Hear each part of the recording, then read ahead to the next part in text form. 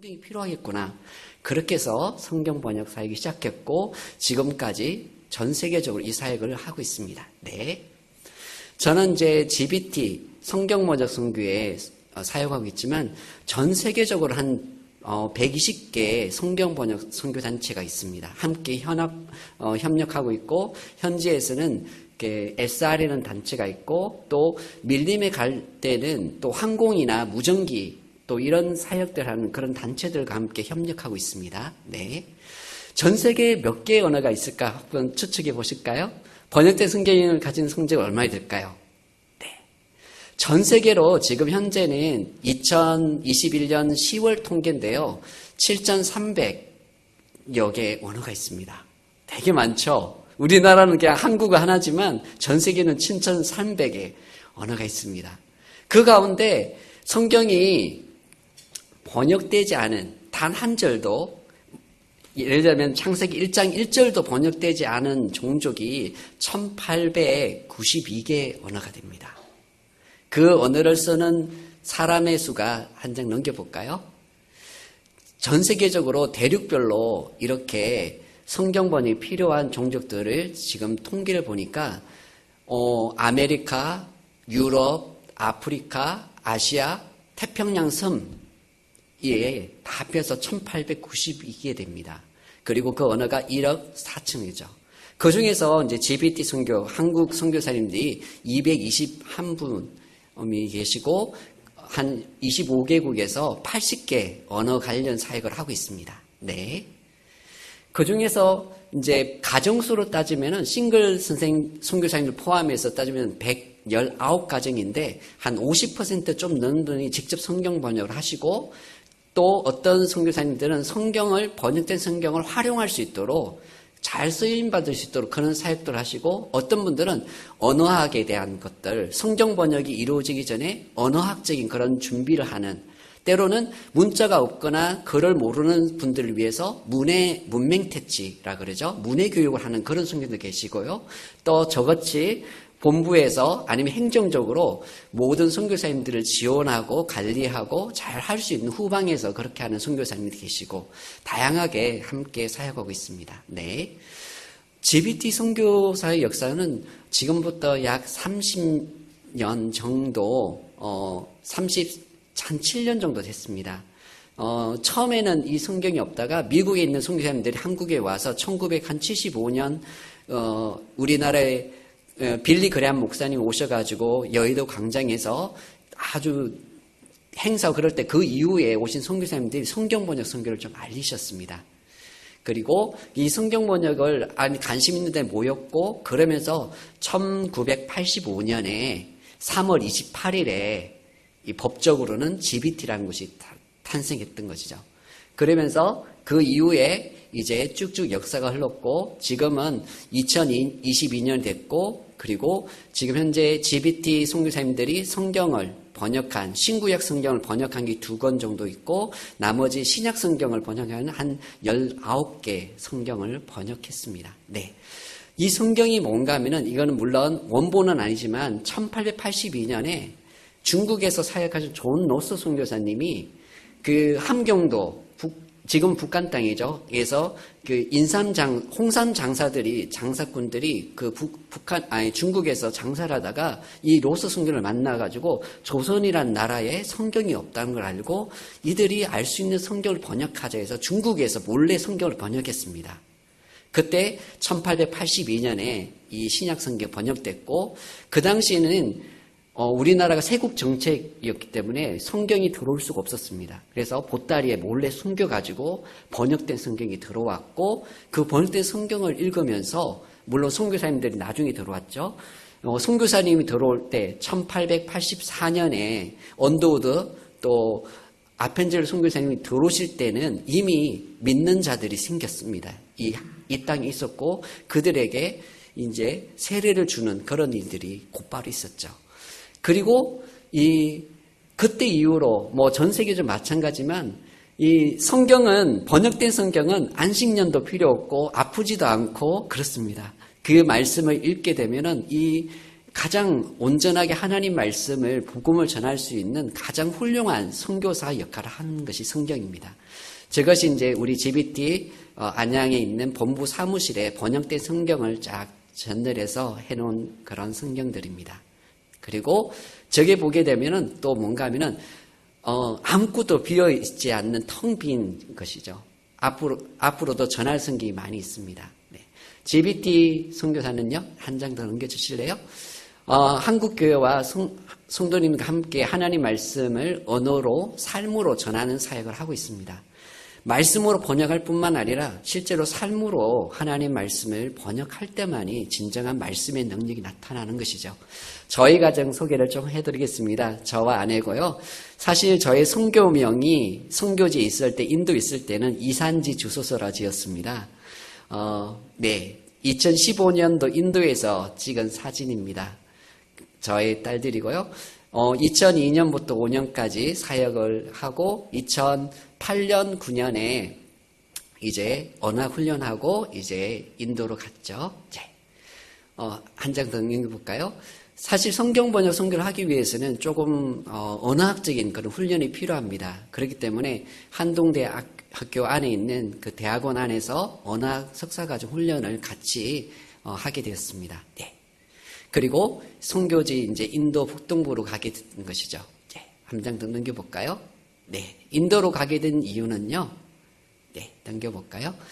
인도 북동부의 현지 교회들이 선교적 교회로 성장하도록 돕고 성경번역 선교에 헌신할 선교 자원을 동원하고 현지 교회 소속의 선교사를 파송하도록 돕는 사역을 위해서 갔었습니다. 인도 큰 땅이 있고 북동부는 좀 옆에 있습니다. 중국, 미얀마, 방글라데시, 부탄 이렇게 적경 지역에 있습니다. 바로 저희들이 거주했던 도시가 실롱이란 그런 도시입니다. 네, 7개의 주, 우리나라 치면 도가 있죠. 그 도가 있었고요. 그쪽에는 기독교 인구가 높습니다. 특히 나가랜드라는 곳은 이렇게 산재 조성되어 있는 도시인데요. 계속 넘겨주세요. 산에 조성되어 있는데 기독교 인구가 90%가 높습니다. 나가랜드 승리는 우리 한국 사람처럼 그렇게 생겼어요. 몽골족이에요. 자, 넘겨볼까요? 나가랜드 아이들이고, 그리고 그 미얀마 근처 미조람 주인데요. 그게도 마찬가지 미얀마 인근에 있는 산에 조성된 도시들입니다. 자, 넘겨볼까요? 계곡 같은데 기둥이 세워져 있고 이렇게 집이 있는데 무너지지 않을까 염려가 되기도 하는데 저렇게 삽니다. 그리고 물이 귀하기 때문에 빗물을 항상 받아서 삽니다. 그리고 방글라데시 적경에 있는 그런 목사님, 트리프라는 데인데 그 목사님은 조금 다른 인종이죠. 이게 종족이죠. 저희들이 2010년에 이제 같이, 그때는 딸이 3명이었습니다. 같이 출발을 했습니다. 그곳이 인천공항에서 출발해서 인도 칼커타를 거쳐서 다시 국내선으로 갈아타고 또 국내에서 갈아타고 난 다음에 그까지 한 3-4시간 차로 이제 올라가다 보니까 산으로 가다 보니까 애들이 긴 여정이 많이 지쳤습니다. 첫날. 근데 실롱에 사는 그 사람들 카시 사람입니다. 카시 종족. 그곳에서 가족이 이제 언어 공부를 이렇게 시작했죠. 현지 인도 말도 배우고 또 영어도 계속해서 공부하고 아이들이 이제 현지 학교에 이제 가게 되는데 사실은 이제 영어를 안 배운 상태 갔기 때문에 영어로 배우는 학교 또 현지 인도 말도 배워야 되고 참 어려움이 좀 많았지만 그래도 감사하게 아이들이 잘 적응할 수 있었습니다. 그리고 거기는 우기 때가 참 많았어요. 비가 항상 많이 오는 그런 곳이었습니다. 그리고 감사하게도 이웃에 그 동네 아이들, 또래 아이들에서 재밌게 많이 놀았던 것 같습니다. 그리고 저희들은 이제 2010년에 같이 하게 된 팀인데 미국 선교사님이라고 인도 현지 목사님, 저희 가정 3가정 같이 팀 사역을 했었습니다. 팀장은 이제 미국 선교사님이시고요. 그렉 선교사님, 또 인도 현지 목사님은 헬리엠 목사님이고 또 저 같이 함께 주로 이제 많은 사역을 같이 동참했습니다. 우리가 주로 많이 했던 일, 제일 많이 했던 것은 제가 넘겨볼까요? 여행을 가장 많이 했습니다. 때론 차로 많이 이동했고요. 때론 기차로, 때론 이제 넘겨볼까요? 때론 비행기로 여행을 많이 하고 여행을 많이 할 수밖에 없는 이유가 7개 주에 흩어져 있는 교회들에게 성경 번역 선교를 알리고 또 목회자들에게 하다 보니까 자연스럽게 여행을 많이 할 수밖에 없었습니다. 자, 넘겨볼까요? 그러면서 이제 청년들 대상으로 이렇게 성교 캠프를 열었습니다. 그래서 성경 번역 선교를 알렸는데 그 가운데 한 자매가 이 성경 번역 선교에 헌신했습니다. 도로가 자매인데요. 성경에 나오는 이 도로가 선교사가 감사하게 헌신하고 2014년부터 15년까지 제가 훈련받았던 한동대에서 다시 언학 훈련을 받았습니다. 2년간. 거기에서 이제 같이 훈련을 받았고요. 넘겨볼까요? 그리고 졸업을 하고 2016년 2월에 이 도로가 선교사는 인도로 가고요. 저희들은 이제 2016년 1월에 인도에서 사역을 마무리하고 한국의 본부로 이제 들어오게 됐습니다. 마치 바톤 터치 하듯이. 제가 2016년 7월부터 2020년 6월까지 일단 본부 사역 부대표로 1기를 했고요. 그 다음에 2020년 7월부터 다시 2기 사역을 시작해서 지금 2기 사역이고, 저희들이 추구하는 선교 함께한이라는 그런 선교입니다. 하나님과 함께하는 선교를 추구하고 있고요. 그렇다면 요즘은 또 코로나가 심하다 보니까 온라인으로 사역을 참 많이 하게 됩니다. 많은 경우 온라인으로 컴퓨터로 인터넷 접속해서 서로 이제 말씀도 함께 나누고 함께 기도회도 온라인으로 많이 하게 되고 모임도 대면하고 비대면을 함께 동시에 진행할 때가 많습니다. 저희들이 꿈꾸는 선교는 삼일체 하나님의 성품을 알아가고 닮아가는 공동체로서 번역된 언어와 삶으로 삼일체 하나님의 공동체를 열방에 세우는 것을 꿈꾸고 있습니다. 저희들이 기도 제목인데요. 나중에 기도해 주시면 좋겠습니다. 하나님의 성품을 닮아가는 것. 네. 2020년 안산에서 찍었던 사진이고요. 자, 지난 1월에 우리 내 딸들이 지금 이렇게 커서 이제 찍은 사진입니다. 네. 제가 말씀을 나누다가 저의 하나님 앞에 부르심을 받고 헌신한 얘기와 함께 말씀을 좀 같이 나누도록 하겠습니다. 요한복음 21장 1절부터 보게 되면 제자들은 일주일 상간에 아주 정신적으로 많은 충격을 받게 됩니다. 약 일주일 전에는 예수님과 함께 예루살렘으로 입성할 때 많은 군정들이 한호했습니다. 정말 호산나 호산나 외치면서 마치 진짜 나라를 얻은 것처럼 그런 흥분과 기쁨, 감격이 있었습니다. 그런데 얼마 지나지 않아서 많은 유대인들이 예수님을 십자가에 못 박아라 했고 예수님은 십자가에 돌아가셨습니다. 그리고 3일 만에 예수님이 부활하셨던 것이죠. 그런 일련의 과정을 거치면서 제자들은 참으로 마음이 혼란스러웠습니다. 그래서 자신들은 예수님이 유대인의 왕이 되면은 다윗의 후손으로서 유대인이 왕이 되면 한 자리를 차지할 거라는 그런 기대를 했었습니다. 그런데 예수님이 십자가에 돌아가시고 부활하시고 자신들의 계획과는 정반대, 어쩌면 빗나간 그런 꿈들이 날아가 버린 것이죠. 그래서 그들은 낙심해서 이제 시리에서 갈릴리 어부였던 베드로와 세베대의 아들 야고보, 요한, 나다넬, 도마 그리고 나머지 두 제자가 갈릴리로 돌아갑니다. 배를 구해서 밤새도록 고기잡이를 했던 것이죠. 그런데 한 마리도 잡히지 않았습니다.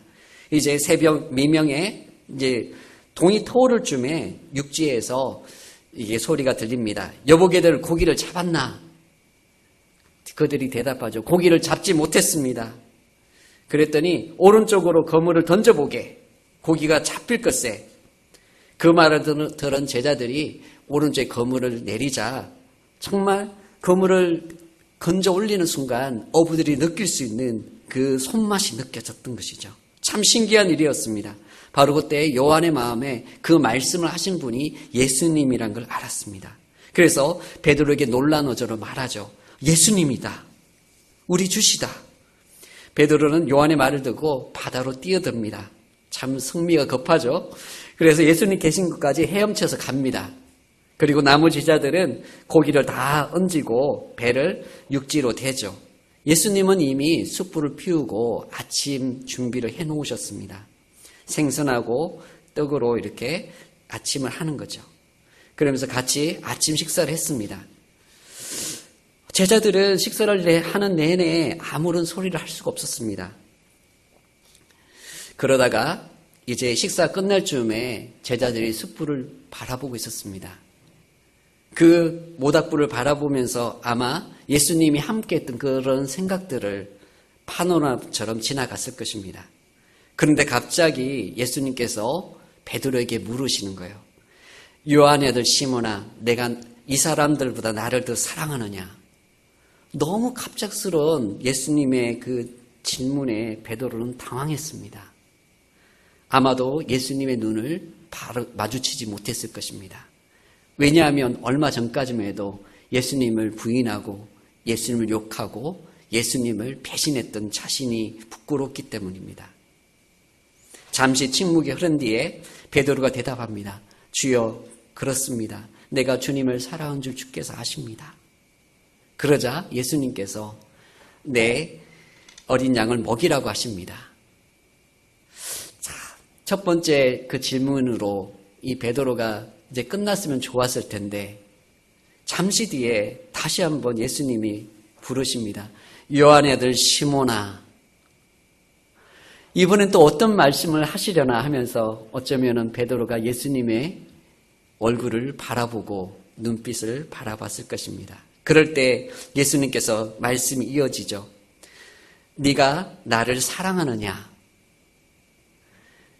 예수님의 질문은 베드로 네가 나를 사랑하느냐? 그렇게 말씀하셨지만 베드로는 알 수가 있었습니다.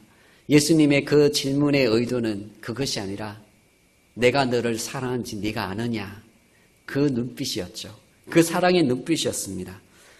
배신과 거절과 반역했던 베드로 향해서 여전히 한결같이 사랑의 눈빛으로 그렇게 말씀하셨던 것이죠.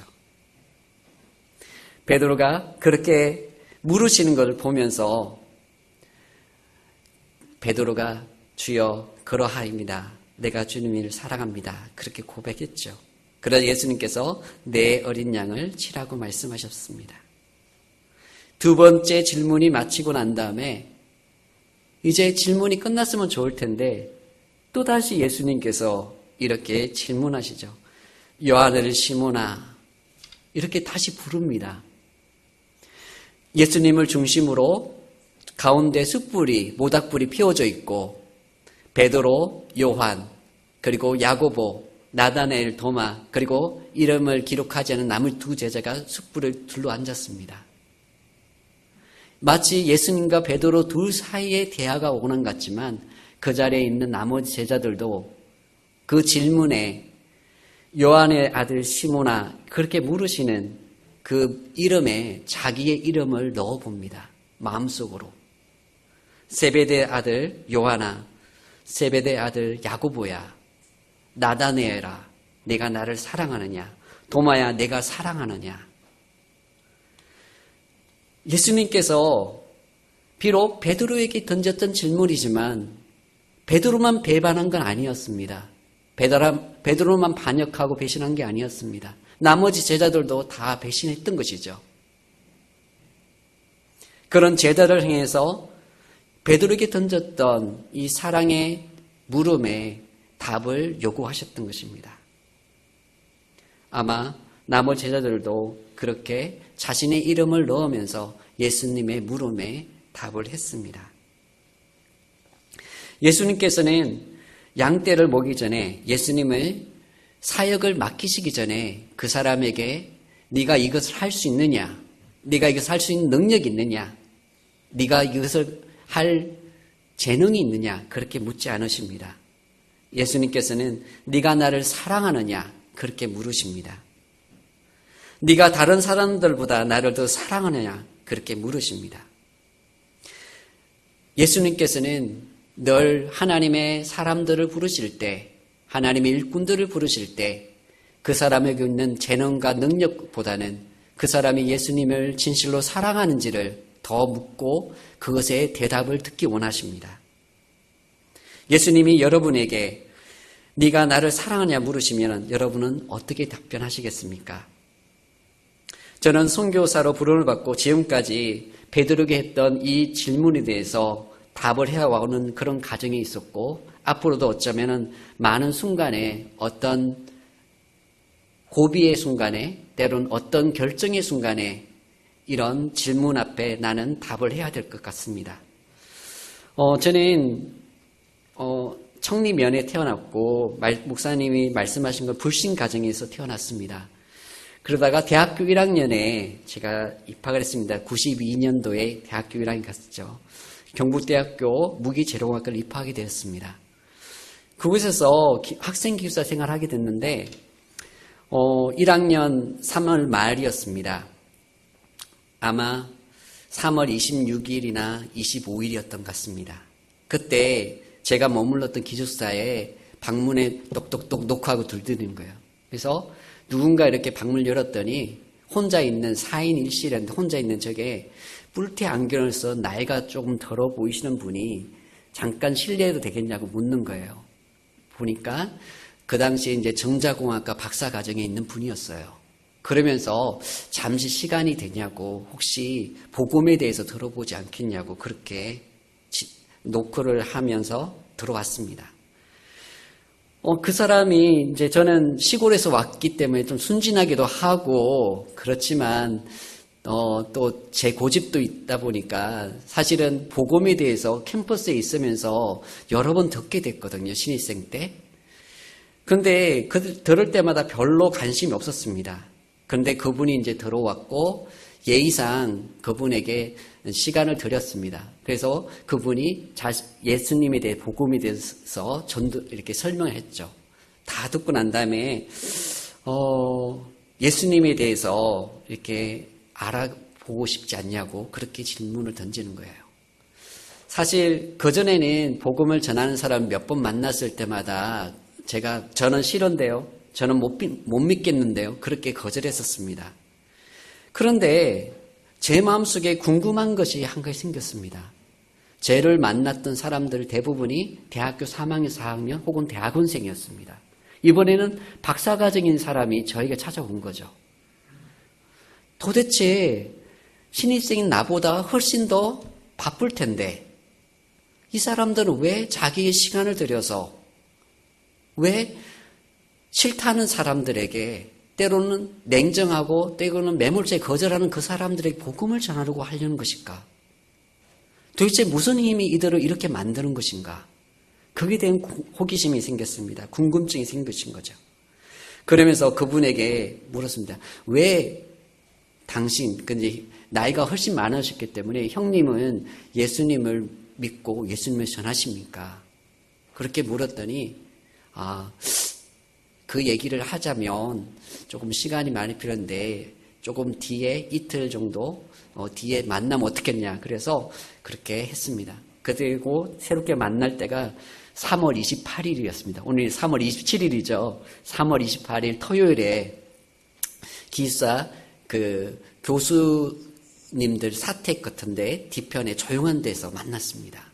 만나서 그분이 이런 얘기를 하는 거예요. 자신이 예수님을 대학교 때 만났고 예수님을 만나고 나는데 변화된 삶에 대해서 인생의 목적이 발견되고 모든 것들이 새로워지고 그런 것들에 대해서 말씀하시는 거예요. 그리고 실제로 그분의 얼굴에서 마치 빛이 나듯이 밝아 보였습니다. 세상의 고민이나 그런 것이 있겠지만 그걸 뛰어넘는 내적인 기쁨이 얼굴에서 솟아나는 걸 느끼게 됐습니다. 그러면서 당신의 삶을 그 형님의 삶을 변화시켰던 그 예수님이라면 나도 한번 믿어보고 싶다고 그렇게 예수님을 이렇게 믿기로 하고 그때가 3월 28일 낮이었습니다. 그때 이렇게 함께 기도하고 이렇게 했습니다. 그리고 그 모임에 가게 됐던 것이요. 내비게이터라는 그런 단체였는데 그 단체에 가서 같이 형제들하고 교제하고 또 성경 보는데 도무지 성경이 말씀이 도무지 들어오지 않는 거예요. 그 예배 자리에 갔는데 계속 졸기만 하고 그러는 겁니다. 그러다가 이제 성경부도 하고 예배도 참석하고 그랬지만 여전히 과거에 즐기던 것들이 좋더라고요. 그때도 제가 술을 마셨습니다. 술도 마시고 당구도 치고 이것저것 좋아하던 걸 막 즐기던 건데 그러면서 이 세상에서 예수님 믿는 쪽으로 가지를 못하는 거예요. 그러다가 결국에는 한 2달 정도 그들과 교제하다가 교제의 건이 끊어지고 더 이상 이제 그들과 가지 않게 됐습니다. 그러다가 그해 가을에 우연히 고향의 친구를 따라서 우리 임윤구 목사님의 모교회인 청리제일교회를 가게 됐습니다. 그 교회에 들어가면서부터 그 교회에서 형제 자매들과의 도움으로 하나님 말씀을 알게 되고 교제하고 그리고 사랑의 그런 섬김을 받으면서 예수님을 알기 시작했습니다. 그때 이제 막 신앙생활을 시작했던 것이죠. 어떻게 보면. 그러면서 이제 93년도에는 이제 5월 달에 군에 입대를 했는데, 다행히도 방위병이 됐습니다. 집에서 출퇴근하는. 만약에 현역이 갔었다면 아마 저는 초신자였기 때문에 신앙을 계속 이어가기 어려웠을 것입니다.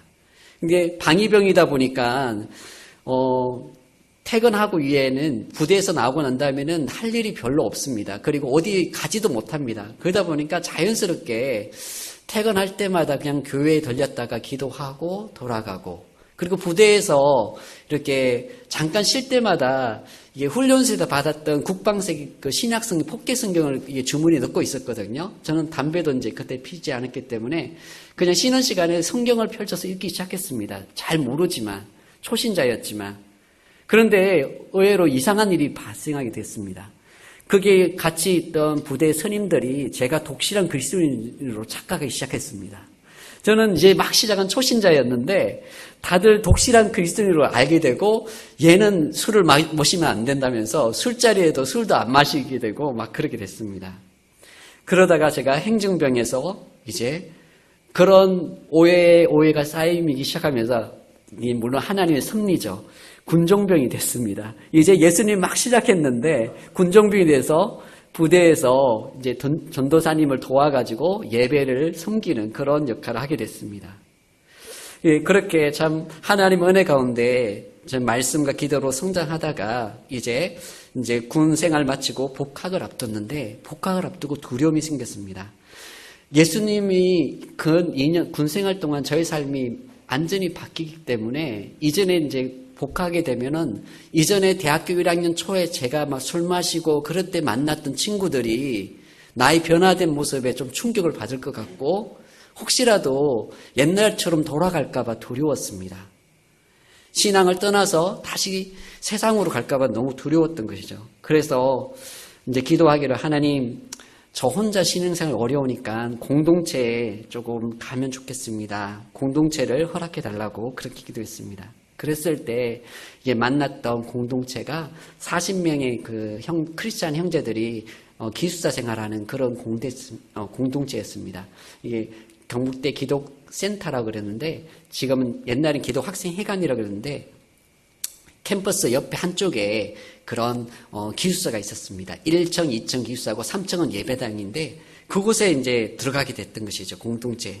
매일 아침 새벽 5시 반이면 이제 새벽 기도를 하고 같이 밥 먹고 돌아가면 설교도 하고 돌아가면 청소도 하고 그런 공동체 생활 통해서 저의 이제 경건의 훈련과 또 인격이 조금 더 성숙하게 됐던 것 같습니다. 무엇보다도 그곳에 있는 많은 선배들, 동기들, 그분들이 신앙이 참 선배들이 많았습니다. 좋은 선배들이. 그래서 그곳에서 잘 자랄 수 있게 됐습니다.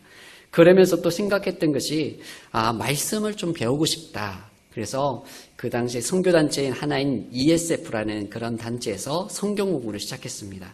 그래서 말씀에 근거한 신앙을 이렇게 공부하면서 이제 저희 믿음이 자라다가 제가 이제 공학을 전공하고 있었는데 이게 말씀을 알고 또 하나님의 그 뜨거운 신앙을 경험하면서 나의 인생을 이 공학을 전공한 삶으로 갈 것인가 아니면 정말 전적으로 나의 삶을 전임 사역자로 갈 것인가 고민하게 됐습니다. 그러면서 이제 기도하고 그러다가 저의 평생에 하나님을 위해 좀 드려야겠다 그런 마음으로 이제 신대원에 가야겠다고 그렇게 생각을 했습니다. 그 당시만 해도 부모님이 예수님을 믿지 않았습니다. 부모님께서는 무척 좀 실망하셨죠. 아들이 하나뿐이었고 아버지는 8남매 중에 장남이셨거든요. 유교 집안이고 늘 제사를 이렇게 섬기는 그런 집안인데 아들 하나가 예수님을 믿더니 이제는 멀쩡히 이제 대학교를 졸업하고 이제 직장 생활을 하지 않고 신대원을 간다니 참 좀 무척 실망하셨고 힘들어 하셨던 것 같습니다. 그렇지만 저도 이제 하나님 앞에 좀 믿음으로 좀 하나님, 제가 주님을 일을 하면은 주님께서 또 부모님을 주님께로 알 수 있는 그런 길로 인도하실 줄 믿습니다. 그렇게 하며 그런 시간을 보냈습니다. 감사하게도 부모님의 반대에도 불구하고 부모님께서는 신대원 1학기 등록금을 저에게 주셨습니다. 입학금을. 그래서 감사하게 등록했습니다. 그리고 나머지 이제 6학기인데 5학기는 좀 하나님께서 어떤 사람들을 통해서 저희에게 등록금을 마련해 주셨던 거죠. 그러면서 전 그때 확실히 알았습니다. 하나님에게 헌신했을 때 하나님께서 책임을 지어 주신다는 걸. 그리고 신대원 2학년 때 친구의 세계로 오늘 제가 속해 있는 성경번역 선교를 알게 됐습니다. 성경번역 선교를 이렇게 알게 되면서 이 선교가 너무 귀하다는 걸 알게 됐습니다. 그 당시만 해도 지금부터 한 20년 더 전이니까 그 전에는 전 세계적으로 신약 성경이 한 절도 없는 종족이 약 3,000 종족이 가까웠습니다. 지금은 1890이라고 이렇게 줄었지만 그 당시는 3,000 종족 가까웠던 것이죠. 그래가지고 이 사역 너무 귀하구나.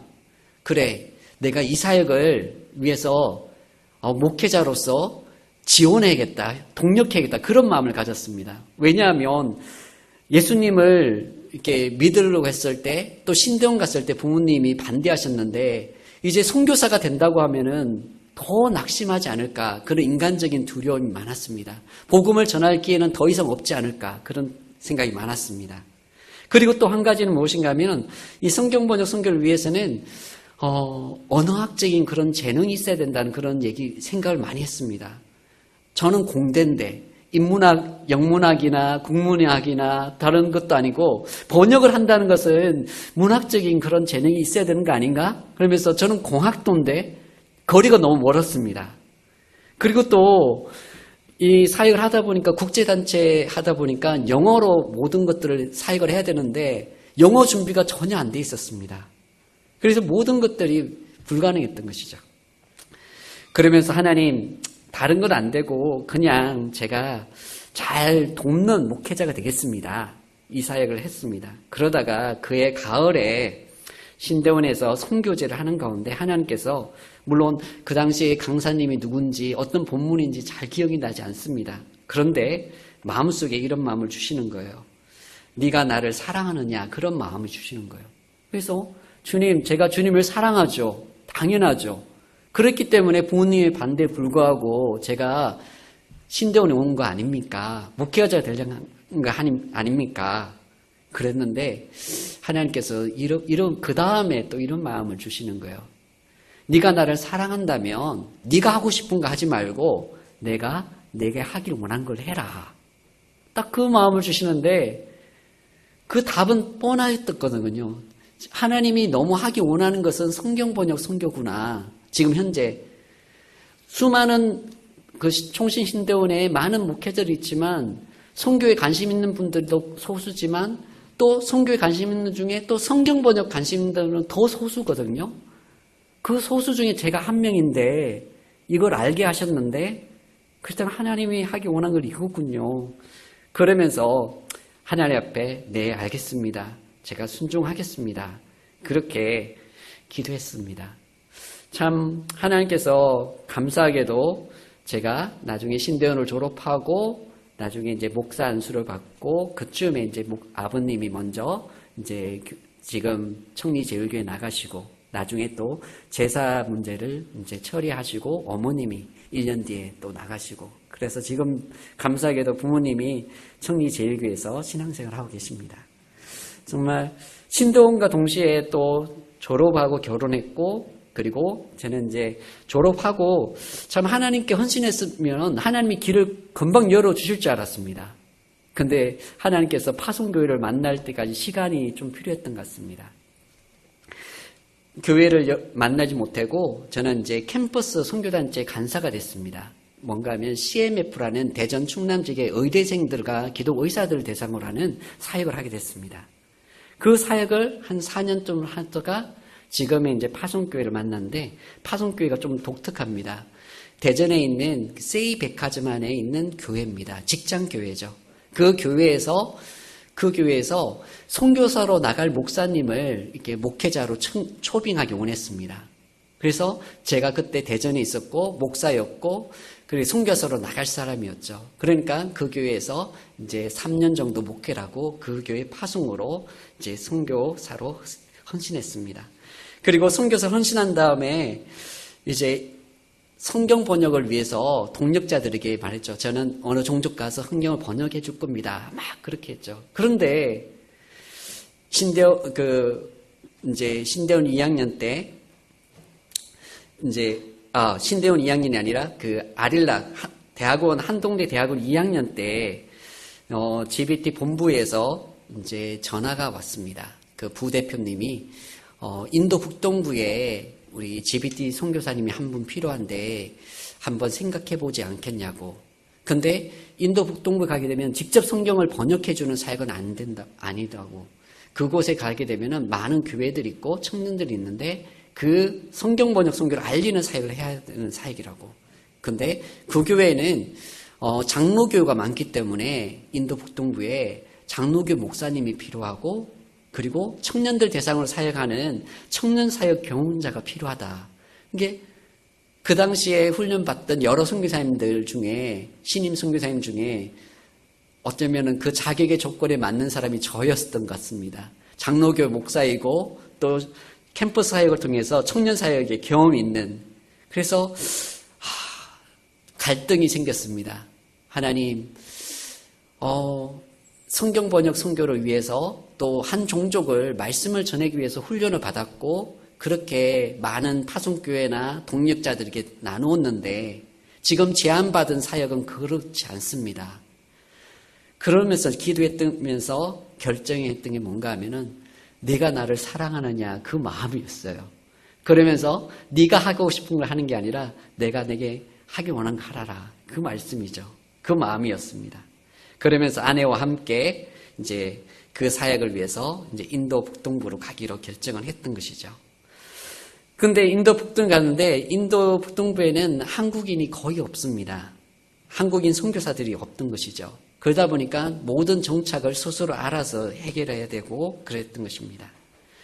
그리고 참 독특하게도 저희들이 저와 아내는 성경 번역 선교를 위해서 저는 이제 청년 때, 아내는 또 미혼일 때 헌신했고 우리가 이제 성경 번역 선교 안에서 만났습니다. 그래가지고 나중에 우리가 결혼해서 선교지로 나가면은 보안명을 써야 되는데 이름을 좀 멋있게 짓고 싶었습니다. 그래서 이름을 지었던 것이 제가 이씨고 제 아내가 굿세어라 검소나 주군선입니다. 그래서 이산지 주소서라고 좀 짓고 싶었습니다. 왜냐하면 여호수아 14장에 나오는 갈렙이 그 헤브론 산지를 취하면서 믿음으로 고백했던 것처럼 우리가 선교 사역하면서 믿음으로 산지를 만날 때마다 좀 고백하고 싶었습니다. 그래서 이산지 주소서를 어쩌면은 선교사 이전부터 지었던 것이죠. 그래서 그 이름을 쭉 했는데 우리가 이제 인도 북동에 가보니까 진짜 산지가 많았습니다. 기도대로 저의 이산지로 딱 인도하시는 거예요. 저희들이 머물렀던 데가 해발 1500고지였거든요. 그리고 저희들이 방문했던 아까 전에 이렇게 보여줬던 그 인도 북동부가 산에 조성된 그런 도시들이었습니다. 정말 하나님이 참 신비로웠어요. 그리고 저희가 머물렀던 곳에는 실롱이란 곳인데요. 실롱에 이제 카시 사람들이 많이 있었습니다. 사실 저희 아버지가 8남매 중에 장남이고 제가 1남 2녀니까 유일한 그런 장손인데요. 그러다 보니까 첫째 딸 낳을 때는 기도하지 않았습니다. 그냥 하나님 주시는 대로 감사함으로 하게 되면 딸이 났어요. 둘째부터는 기도했어요. 하나님 아들을 주세요. 그때부터 이제 어머님이 아버님도 이제 신앙생활 시작하셨거든요. 기도하셨겠죠. 아들을 바라는. 다들 이제 저의 아내의 배부른 걸 보면서 이번에는 아들이다. 그러면서 딱 태우는데 딸이 돼요. 둘째 딸. 그래서 또 이제 더 기대했죠. 하나님 이제 아들을 주십시오. 딱 해서 셋째, 이번엔 진짜 아들입니다. 그런 주변에서. 그런데 셋째가 되는데 또 딸인 거예요. 셋째 딸을, 3명의 딸을 가지고 인도 북동부에 갔습니다. 카시 종족이 사는 동네에 갔던 것이죠. 근데 참 재미있는 것은 카시 종족은 남자와 여자가 이제 결혼하게 되면은 남자가 여자 집에 가서 삽니다. 그리고 자녀가 태어나면은 엄마의 성을 따릅니다. 그리고 그 유산을 누가 물려받는가 하면은 우리는 옛날 같으면 장자가 물려받잖아요. 큰아들이. 그 카시 종족은 막내딸이 유산을 물려받습니다. 막내딸이 유산을 물려받고 막내딸이 부모님을 모십니다. 보니까 저희가 딸이 3명이다 보니까 그 카시 종족에서는 복을 받은 그런 사람이 된 거죠. 참 하나님이 너무 재밌고 그렇습니다. 넷째는 아들이면 좋겠다는 그런 기도 솔직히 했는데 근데 너무 감사하게 또 딸이 태어났어요. 진짜 하나님이 딸 넷 아빠 진짜 너무 행복하고 그림에도 이 사진을 보셨듯이 행복합니다. 진짜 행복하게 잘 살고 있는데 저희들이 이 사역을 하면서 참 오늘 이제 선교 헌신 예배에 참석하시는 이렇게 한 분 한 분 볼 때마다 이렇게 많이 참석할지 몰랐습니다. 코로나 상황이고 그러다 보니까 또 오후 예배고 그러다 보니까 많이 없을 줄 알았는데 너무 많이 와 계시고 마치 모교에 온 것처럼 푸근하고 또 목사님 사모님 뵈셔서 너무 감사하고 그렇습니다. 오늘 또 주보에 보니까 이미 선교 헌신 예배가 필요 없을 정도로 선교에 헌신하시고 협력하는 선교 10분이나 되시고 너무 감사한 것 같아요. 그래서 오늘 비록 이제 선교 헌신 예배로 드리지만 아마 여러분 마음속에 매달 선교 헌금을 드리면서 또 여러분이 후원한 선교사님을 놓고 기도하면서 여러분의 삶 속에 선교적인 삶을 계속 이어가는 거라 생각합니다. 그러면서 한 가지 더 부탁드리고 싶은 것은 하나님이 우리가 선교를 물질과 기도로도 하지만 하나님께서는 우리에게 선교를 삶으로 하기 원하십니다. 우리의 주어진 이 일요일, 이 하루만, 주일만 이곳에서 하는 게 아니라 하나님은 우리의 일상생활 속에서, 우리의 일터에서, 우리가 사는 그 이웃 속에서 선교적 삶을 살기 원하십니다. 그리스도인으로서 정말 하나님 앞에 구별된 그런 삶을 살기 원하시는 거죠. 그럴 때 하나님께서는 그 사람의 삶을 통해서 어쩌면은 여러분 한 분 한 분들은 말씀을 있는 그대로 삶으로 번역하는 것입니다. 우리가 저희들 같은 선교사들은 글로서 번역하지만 더 중요한 사역은 이 세상에 있는 그리스도인들이 하나님의 말씀을 삶으로 번역하는 그 사역이 더 중요합니다. 그럴 때 진정한 선교가 일어나는 것이죠. 아마 여러분들이 계속 기도하시고 또 헌신하시고 그럴 줄 압니다. 그러면서 제가 이제 성경 번역 선교에 있다 보니까 여러분들이 좀 기억하면 좋을 것이 이제 마무리하면서 한 가지만 한번 했으면 좋겠다는 생각했는데 제가 요걸 한 가지 좀 준비해 왔는데요. 우리 서정필 장로님 한번 나와서 조금 도와주시겠어요? 요 앞에 잠깐만.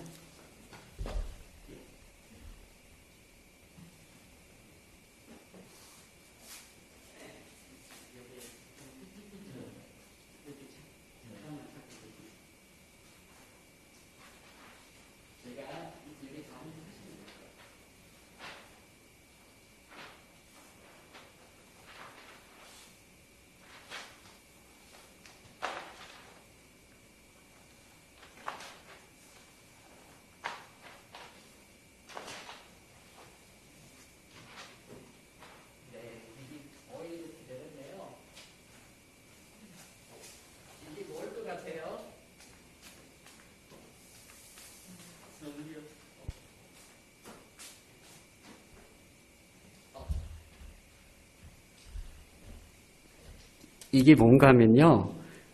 저희가 아까 전에 1892 종족이 성경에 없다 그랬잖아요.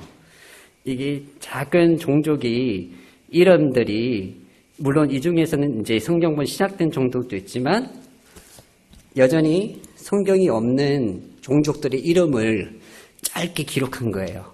종족의 이름과 나라와 종족의 인원수. 생각보다 너무 많죠. 이 시간에 짧게 그러면 통성으로 저희들이 우리는 잘 모르지만 종족의 이름도 모르고 어디 있는지 잘 모르지만 여러분의 마음속에 아직도 성경이 없는 종족이 주님 앞에 돌아올 수 있도록 그렇게 짧게 1분 정도만 통성으로 기도하고 제가 마친 기도하고 오늘 말씀을 마치겠습니다. 예, 함께 기도하시겠습니다. 하나님 아버지 감사합니다. 이 시간에 주님 아직도 전 세계적으로 성경이 없어서 하나님의 말씀을 제대로 이해하지 못하는 그런 종족들이 많이 있습니다.